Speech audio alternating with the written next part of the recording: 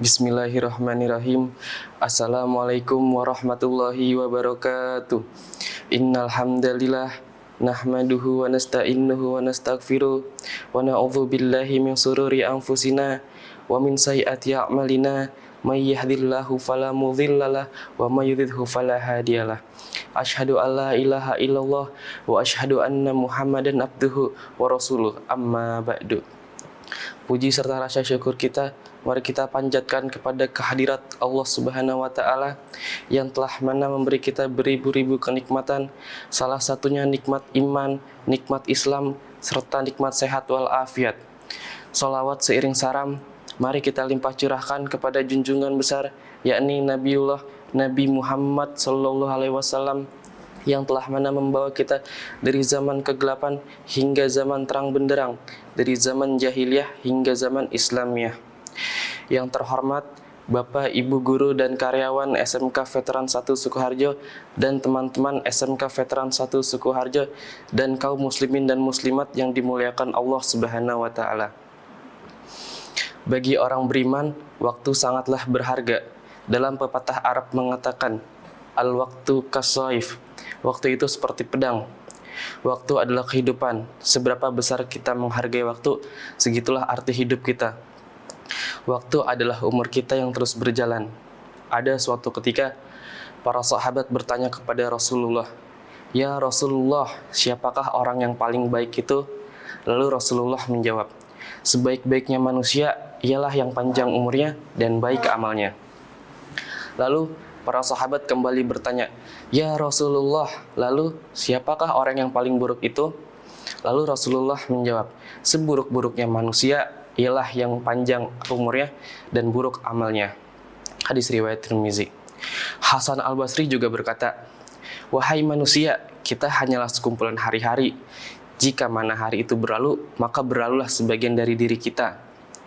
Sebenarnya, waktu yang kita miliki adalah umur kita sendiri yang terus berjalan perlahan seperti gerakan awan. Waktu yang kita gunakan untuk ibadah, segitulah arti hidup kita. Jika kita melakukan dalam keadaan lalai, lupa diri, dan melakukan maksiat, maka waktu akan sia-sia. Oleh sebab itu, Islam sangat memperhatikan waktu. Bahkan, Allah bersumpah dengan waktu dalam surat Al-Asr dan menegaskan bahwa setiap manusia yang tidak mengisi jatah waktunya di dunia dengan perbuatan iman dan amal soleh maka benar-benar rugi dan celaka. Kelak, setiap mukmin akan diminta pertanggungjawaban tentang waktunya di hari kiamat. Setiap insan akan ditanya tentang waktunya. Islam telah membantu umatnya untuk mengatur dan memanfaatkan waktu dengan sebaik-baiknya antar memenuhi kebutuhan hidup, yakni kebutuhan materi di satu sisi, dan memenuhi kebutuhan ibadah dan rohani pada sisi lainnya. Islam telah memerintahkan orang beriman untuk memanfaatkan waktu dalam kebaikan dan amal soleh. Allah Ta'ala berfirman, A'udzubillahi minasyaitonirrajim. Bismillahirrahmanirrahim. Ya ayyuhalladzina amanu la tulhikum amwalukum wala auladukum an dzikrillah wa may yaf'al dzalika faulaika humul khasirun. Wa anfiqu mimma razaqnakum min qabli ay ya'tiya ahadakumul mautu fayaqula rabbi laula akhartani ila ajalin qarib fa asaddaqu wa akum minas solihin. Shadaqallahul adzim, yang berartinya, hai orang-orang beriman, janganlah harta-hartamu dan anak-anakmu melalaikan kamu dari mengingat Allah. Barang siapa yang berbuat demikian, maka sungguh orang yang celaka. Dan belanjakanlah sebagian dari apa yang telah kami berikan kepadamu sebelum datang kematian kepada seorang di antara kalian. Lalu ia berkata, Ya Rabbku, mengapa engkau tidak menangguhkan kematianku sampai waktu yang dekat, yang menyebabkan aku dapat bersedekah dan aku termasuk orang-orang yang soleh. Quran Surat Al-Munafikun ayat 9 dan 10.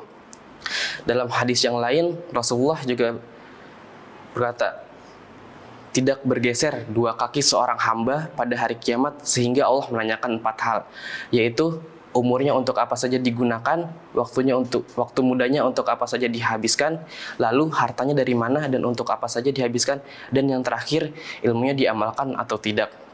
Dalam hadis yang lain, Rasulullah juga bersabda, nikmatani ma'bunung fihima min nasis sohati wal faroku. Ada dua nikmat yang mayoritas tertipu pada keduanya, yakni nikmat sehat dan nikmat waktu luang.